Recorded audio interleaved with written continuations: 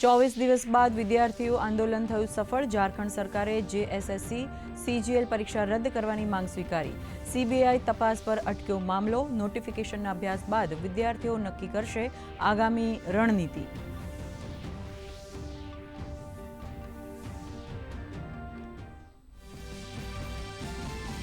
પ્રધાનમંત્રી નરેન્દ્ર મોદી દ્વારા જાહેર કરાયેલ શક્તિની સપ્તધારા અંતર્ગત કેન્દ્રીય મંત્રી શિવરાજસિંહ ચૌહાણ લેવડાવશે મંત્રાલયના અધિકારીઓને સંકલ્પ.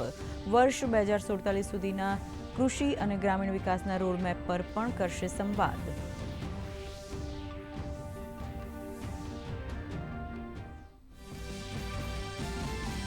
રાજ્ય સરકારે તલાટીઓની નવી જવાબદારીઓ કરી નક્કી. મહેસૂલી અને રેવન્યુ તલાટીઓના જોબ ચાર્ટ કરાયા અલગ. જમીન મહેસૂલ, જમીન રેકોર્ડ અને મહેસૂલ કાયદા સંબંધી કામ સંભાળશે મહેસૂલી તલાટી.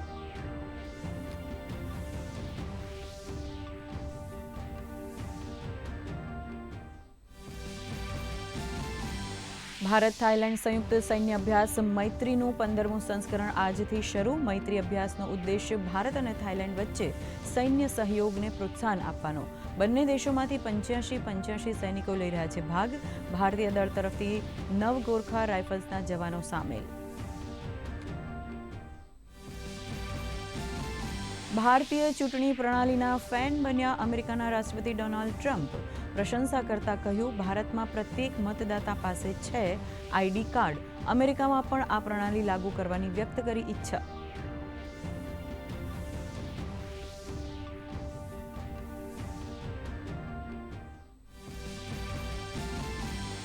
પશ્ચિમ એશિયા સંઘર્ષ સંધિ પૂર્ણ થયા બાદ વધ્યો તણાવ. ઈરાને આપી નવા હુમલાની ધમકી.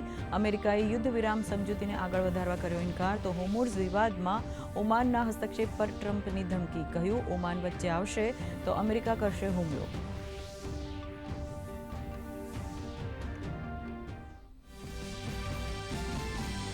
દેશના મોટા ભાગના વિસ્તારોમાં ચોમાસું સક્રિય. ઓડિશામાં સ્થિતિ ગંભીર. 7.5 લાખથી વધુ લોકો પ્રભાવિત. 25 રાજ્યો અને કેન્દ્રશાસિત પ્રદેશોમાં મુશળધાર વરસાદનું એલર્ટ. તો આજથી 23 ઓગસ્ટ સુધી ગુજરાતમાં મધ્યમથી સામાન્ય વરસાદની આગાહી. રાજ્યમાં નોંધાયો સિઝનનો સરેરાશ 74.49% વરસાદ.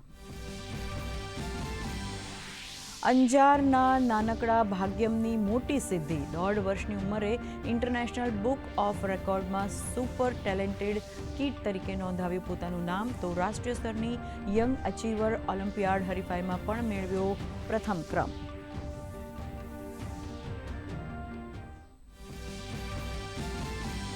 વિશ્વ બેડમિન્ટન ચેમ્પિયનશિપમાં આયુષ શેટ્ટીએ કર્યો મોટો ઉલટફેર. વિશ્વના નંબર 1 શી યુકીને હરાવ્યો. પીવી સિંધુએ નોંધાવી જીત. આજે લક્ષ્ય સેન કરશે પોતાના અભિયાનની શરૂઆત.